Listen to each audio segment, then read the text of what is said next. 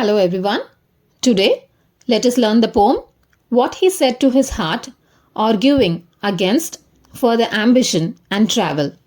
It was written in Tamil by Ilankiranar and translated into English by A.K. Ramanujan. A.K. Ramanujan translated the poem What He Said to His Heart, Arguing Against Further Ambition and Travel from Natrinai, Poem 3. He was a poet, linguist, translator, and a playwright. He was born in 1929 in Mysuru. He was awarded Padma Shri and Sahitya Academy Award. He died in 1993.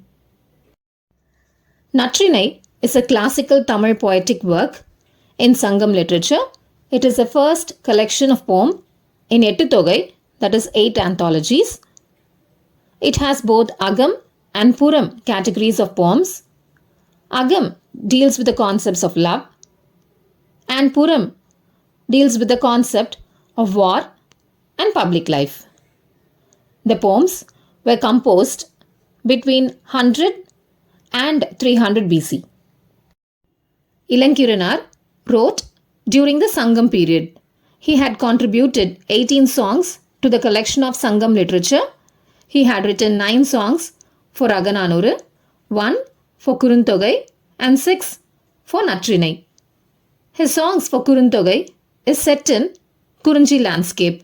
All other songs are written about Palai. He is often praised as Palai Nila Pulavar, which means the poet who writes about Palai landscape.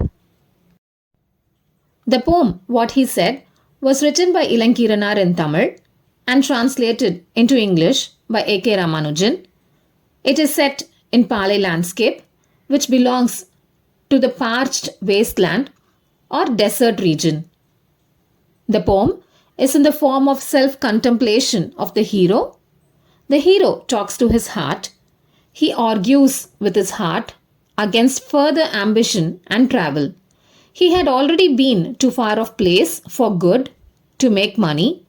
Now, again, he wishes to travel, so he recollects his previous experience during his dangerous journey and how he longed to be home and to meet his wife. A hen eagle broods, sick, in the great branches, lifted to the sky, in a neem tree, with cracked trunk and dotted shade. The hero ponders upon his past journey. A hen eagle is sick and tired as it broods in the great branches of the tall neem tree. The tree is lifted so high as though it may touch the sky. The tree's trunk is rough, broken, and cracked. There are dotted shades. The dotted shades may be because of the sun's rays which fall in between the leaves of the tree, or as the sun's ray pass through the holes in the leaves.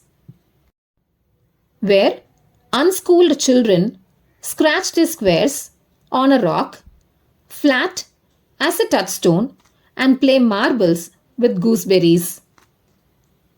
Under the neem tree's shade, the children who are uneducated play marbles as they are not sent to school. They scratch the rock to draw a square as flat as a touchstone. Touchstone is a black stone which is used by goldsmiths to test the purity of gold. The children draw a square as flat as touchstone to play games. They use gooseberries instead of marbles in the wilderness to play their games. In that wilderness, with fierce little settlements of marauders, the bow they only plough. The hero describes the place as wilderness as it is sparsely populated. It is the characteristic of the Palai landscape. It has very little settlement of marauders who are the raiders or looters. They have bow and arrow as their only plough because they use it for hunting, which is their source of livelihood. The hero says the marauders use their bow to plough as it is their only weapon to do farming. The hero tries to highlight his dangerous journey in the wilderness among marauders who either hunt or kill for their living. And as evening comes creeping in, sapping my strength, what can I do but think of her? The hero sustains in the wilderness by facing all the challenges as he has come far off from home for good. He is strong, bold, and adventurous, but he wonders that as it nears or turns to be evening, his strength dwindles and he becomes weak when he thinks of his beloved, who is sweet as a deed long wished for and done. The hero says his beloved is as sweet as a deed, which is an action which is long wished for, is accomplished successfully. It is the feeling of your dream come true moment. Standing there in this hour of memories, in front of a house lamp, blazing, the hero becomes nostalgic and ruminates about his beloved's routine for the evening. He could visualize her vividly lighting the evening lamp brightly at home. He then wonders what his lady love would be doing at home.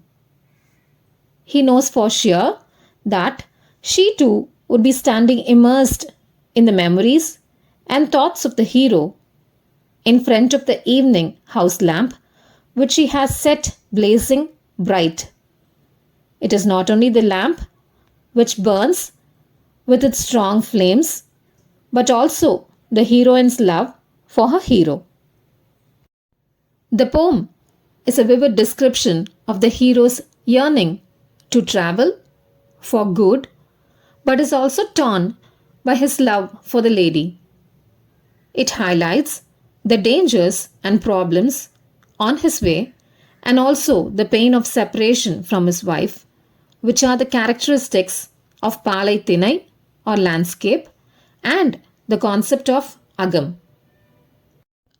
Here is the reference for further study. As always, thanks for listening and thanks for your time. Thank you.